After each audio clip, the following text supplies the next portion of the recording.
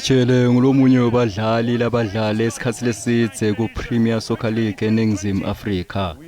Lo mdlali lo watalwa eMhluzi eMiddelburg eMpumalanga uthi luhambo lwakhe aluzange ke lube melula kusukela asafunze primary kwaya esecondary. Waba nenhlanhla ke yekudlala kumicuthelwano lapho abonwa khona dihlabane dakuleli. I get to recognize by the scouts, which was the first coach was Pito, second coach was Dr. Kumalo, third coach was Linda Telezi, the fourth coach was Steve Kompela. Wala kancane ke ukuthi lo akajele abonakala gijima ku Kaizer Chiefs. Kaizer Chiefs came. I went for trials there.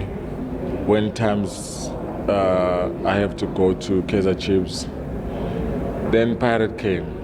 Ngemuva kweminyaka lembalwa akumagebhula Jele wabonakala phakamisa sicoco njengoba besadlala netihlabane kuleli cembu lesibala kuto naPenny McCarthy. Kepha ke lo wakajele uthi ukhethwa abalandzeli kuthi kube nguwe lodlalako kumcuzelwano eKhaleni Black Label. Uthi bekuba yinvo lenhle kakhulu uve nenhlitiyo shayatiki.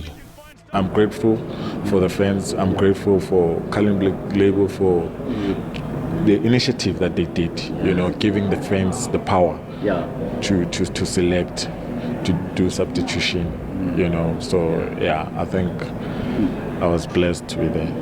Njengoba iNingizimu Afrika ibungata lilanga lelusha lomuhla Jele uthi if you want to be consistent in the PSL, you have to be humble yourself.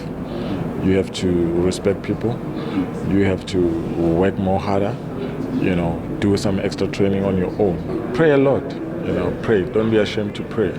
Lo akajele nguye ke lodlala imidlalo leminyenti kakhulu ku Orlando Pirates. Mina ke ngumduduzi Ndlovu led Izindaba SABC ngiseJozi.